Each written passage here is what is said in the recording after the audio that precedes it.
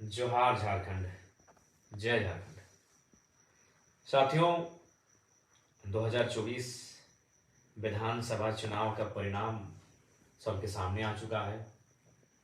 झारखंड राज्य में पुनः एक बार महागठबंधन की सरकार बनने जा रही है। शुभकामनाएं उनको। और हाँ, जेलकैम की एक नई पार्टी, नवोदित पार्टी को, जो राज्य से अपार समर्थन, जन समर्थन प्राप्त हुआ, उसके लिए पूरे राज्यवासियों का बहुत बहुत धन्यवाद, आभार। जेलकैम के जितने भी सिपाही, सैनिक, कार्यकर्ता, सभी का संघर्ष आज इस मुकाम को लेकर आया है।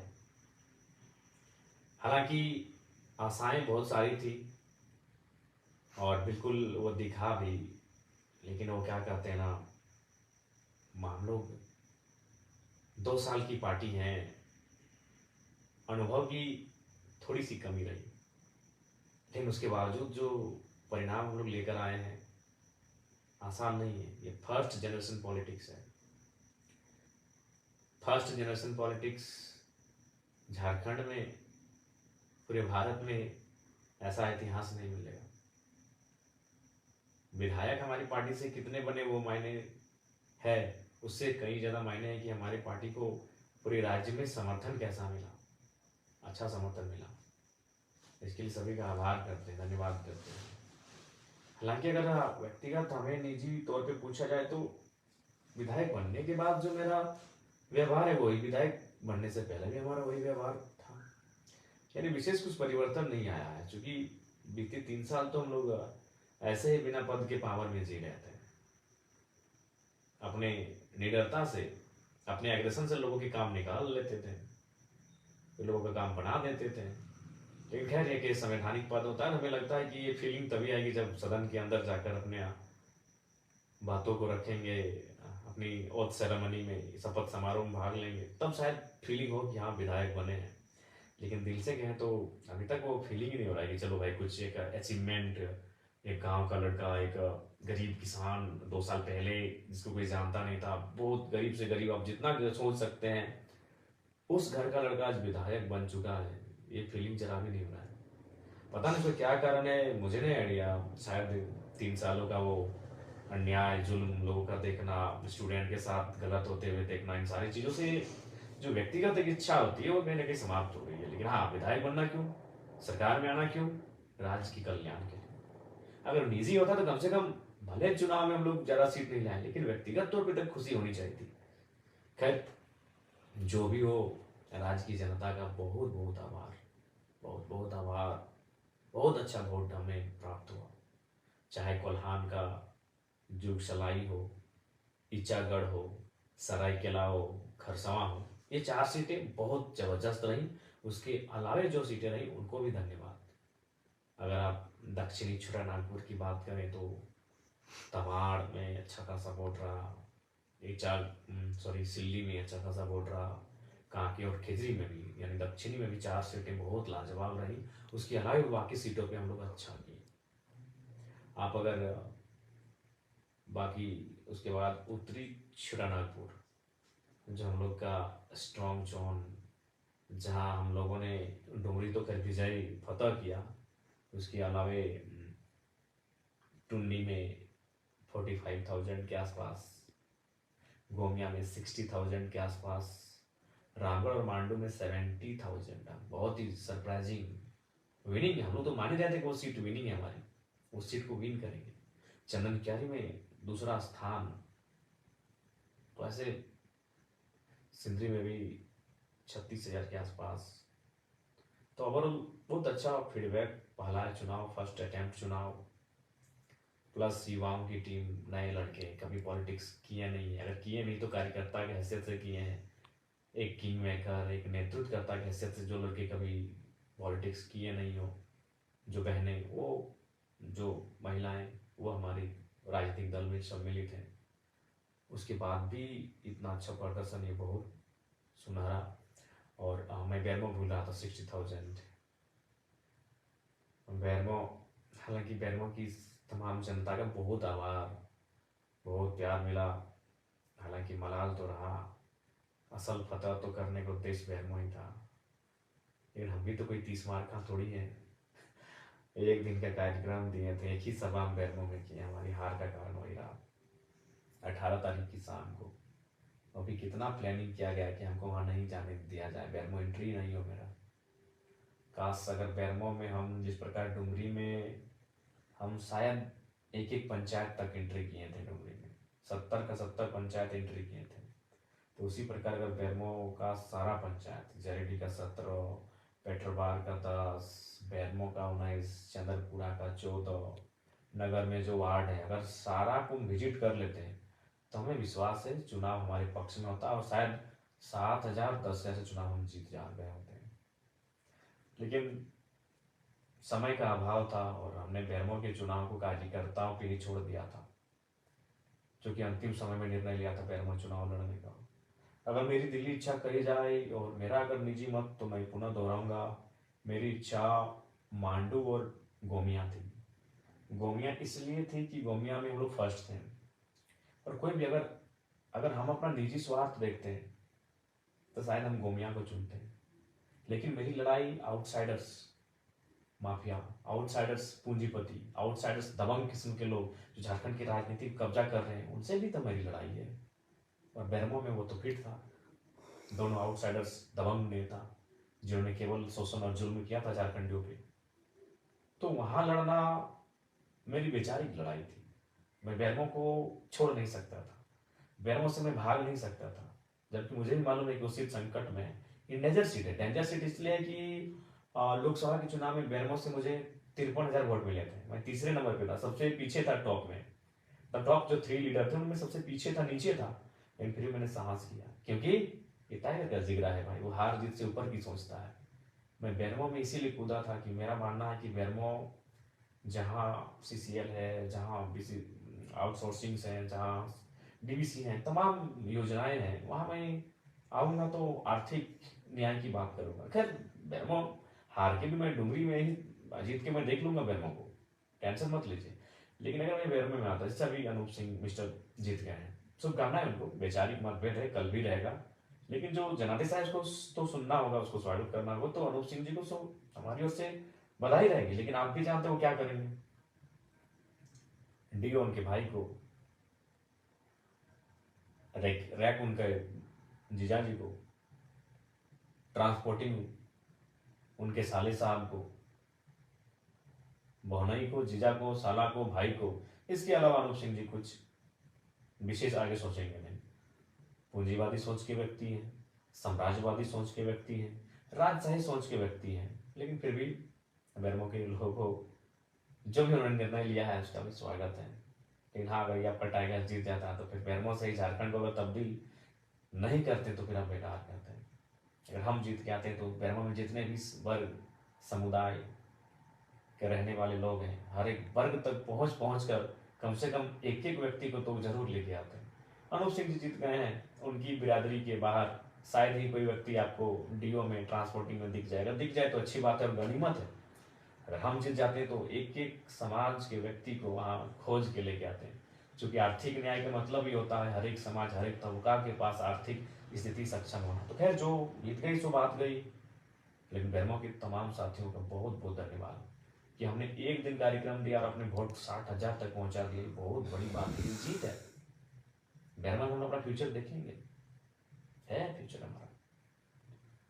और डुमरी का तो खैर वो भावनात्मक रहा है, डुमरी का आभार। उसके अलावा सभी टुंडी रहे, गोमिया रहे, सबको धन्यवाद, मांडू रहे। लेकिन विशेषकर जहाँ से मैं लड़ा हूँ, डुमरी बैरमो के तमाम कार्यकर्ता, आप निश्चिंत रहे। जयराम कुमार महातो डुमरी का विधायक थोड़ी है। क्या लगता है कि आपको आप हमें विधायक ही मान रहे हैं? जी नहीं, आप तो हमें राज्य का नेता मानते हैं। हम राज्य की आवाज है, हम राज्य का चेहरा है। बिल्कुल आप टेंशन मत लें, हमने जीता डुमरी है, नजर बैरमो, बागमारा, टुंडी में भी रहेगी। निश्चिंत रहिए आप, हम खड़ा है। ये पागल जिद्दी जुनूनी टाइगर आपका खड़ा है, टेंशन मत लीजिए। आपके समर्पित भाव को बहुत बहुत शुक्रिया, बहुत समर्पण आपने दिखाया चुनाव में। और हाँ, हाँ, कहेंगे कि थोड़ा जुलूस वगैरह जो है इसको थोड़ा कट आउट कीजिए और कोशिश कीजिए काम पे लग जाए। और अगर आप जुलूस निकालते हैं तो अपने पंचायत में दिन को निकालिए, रात को बिल्कुल भी नहीं। दिन को निकालिए और कोई भी हमारे कार्यकर्ता है, किसी प्रकार का ऐसा कुछ मतलब नहीं करेंगे जिससे कि पार्टी की छवि धूमिल हो। और विशेषकर जेएमएम के साथियों से कहेंगे, देखिए चुनाव 20 वर्षों तक जनता ने आपको जनादेश दिया था। अब उसी जनता ने अगर आपको जनादेश नहीं दिया है तो उसका सम्मान कीजिए। हार के बाद आपके कुछ कार्यकर्ता, देखें कुछ घटनाएं ऐसी घट रही हैं, हम चाहेंगे कि बदले के भाव से नहीं, बदलाव के भाव से मिलकर काम करते हैं। आइए जन्म के साथ ही डुमरी में मिलकर काम करते हैं, तमाम योजनाओं को गांव गांव तक, खेत खलिहान तक पहुंचाते हैं। और ये सभी संभव होगा जब वो क्या करते हैं ना, मिलकर काम करते हैं। पक्ष विपक्ष चुनाव में फिर देख लेंगे, आलोचनाओं को फिर चुनाव में देख लेंगे। चलिए अभी डुमरी के लिए आगे हाथ बढ़ाते हैं, मिलकर काम करते हैं। सभी से आग्रह होगी और विशेषकर युवाओं आपसे कहेंगे, आज आप जयराम महतो को अपने स्क्रीन में देख रहे हैं वीडियो के माध्यम से। ये वही जयराम महतो है जो 2 साल पहले यही तोपचांची और जिस डुमरी से मैं विधायक बना, वही डुमरी जहाँ से बसें निकल कर आती थी, बसें गुजरती थी वहाँ से। उन बसों का नाम आनंद बस, शिवम, बुंदेला, विजय, पम्मी, राजू, निर्मल, ऐसे 1 दर्जन बस हजारीबाग होते हुए धनबाद और धनबाद होते हुए हजारीबाग आवागमन होता था। उन बसों पे हम लोग झगड़ा करके चढ़ते थे, भाड़ा नहीं देंगे, 2 रुपया से ज़्यादा नहीं देंगे, 5 रुपया देंगे। और हार्डली गिरफ्तार आते थे 10 रुपये। 2 रुपया से वो कहानी शुरू हुई थी, 5 रुपया से होकर 10 रुपया तक पहुंची थी। अभी क्या भाड़ा है मुझे नहीं पता, चूँकि अब तो हम लोग मान के चलिए दोस्तों के स्कॉर्पियो में चलते हैं। 40 रुपया है, यानी आज 40 रुपया हो गया है भाड़ा। और मेरा मैंने 2 रुपया से शुरुआत की थी बसों का सफ़र। एक इंटर ऑफ साइंस के स्टूडेंट जब राजगंज ट्यूशन जाते थे, अब 2 साल पहले की बात करें, आंदोलन से पहले, तो यही मैंने अपने मास्टर्स को कंप्लीट करके पीएचडी को ज्वाइन किया था। यानी जो लड़के को आप देख रहे हैं आज एक विधायक के रूप में, ये लड़का कल्पना सोरेन जी की तरह कोई राजघराने से नहीं, पाकुड़ की जो विधायक बनी आलमगीर आलम की अर्धांगिनी, उनकी तरह कोई राजघराने की नहीं है। मेरे हिसाब से राजघराना मतलब विधायक का घर, मैं उसको राजघराना कहता हूँ। सुन लीजिए पहली बात को। पूर्णिमा साहू जी जमशेदपुर से जीती, जो रघुवर दास की पुतोहू है, मैं उस राजघराने से नहीं हूँ। तो जयराम कुमार महतो को बड़ी करीब से आप देखिए। आज से महज 3 साल पहले मेरी तस्वीर शायद सोशल मीडिया में होगी, जाके देखिएगा। एक दुबला पतला सा लड़का, मासूम सा लड़का, मासूमियत चेहरे में, आंखों में एक सपना कि कुछ करेंगे। वो सपना कुछ बनने का, कि गरीब परिवार से संबंध रखते हैं, बहुत खर्च हुआ है पढ़ाई लिखाई में, तो कुछ बने। क्या बने? कुछ भी, कोई बहाली आए उसको भरे, टीचर की बहाली हो, प्रोफेसर की बहाली हो। और उससे पहले जब पीएचडी नहीं किए थे तो उससे पहले सीआरपीएफ की बहाली हो, आर्मी की बहाली हो, रेलवे की बहाली हो। उन बहालियों को फॉर्म भरना, उनके लिए मेहनत करना, ये चीज़ रहा है। वही लड़का आपके सामने आज आपके स्क्रीन में है, और यकीन मानिए वो लड़का विधायक है। हालांकि हमको ज़्यादा कोई एक्स्ट्रा फीलिंग नहीं हो रहा है विधायक बनने का, लेकिन आप यकीन कीजिए ये जयराम महतो विधायक है। मैं आपको इसी संदेश दे रहा हूँ कि सपने देखिए, मेहनत कीजिए, संघर्ष कीजिए। कौन जानता था जयराम महतो को? आज मीडिया में भले नेगेटिव बोले या पॉजिटिव बोले, आज देश की जितनी भी नेशनल मीडिया है, एक 30 सेकेंड ही सही जयराम महतो का नाम उनको लेना पड़ता है। कोई नहीं जानता था जयराम महतो को। जयराम महतो खुद जयराम महतो को नहीं जानता था। कौन है जयराम महतो? हुई जयराम महतो। क्या था दिनचर्या हमारा? सुबह मॉर्निंग में उठना,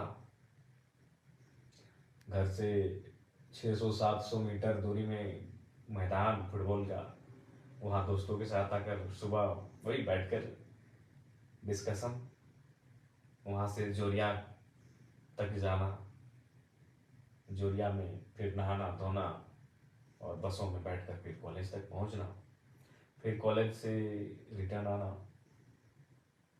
बीच में 2-4 घंटों का ट्यूशन लेना, शाम को एनी हाउ खेल का मैदान, चाहे फुटबॉल हो, क्रिकेट हो या वॉलीबॉल, ये 3 चीज़ों का शौकीन।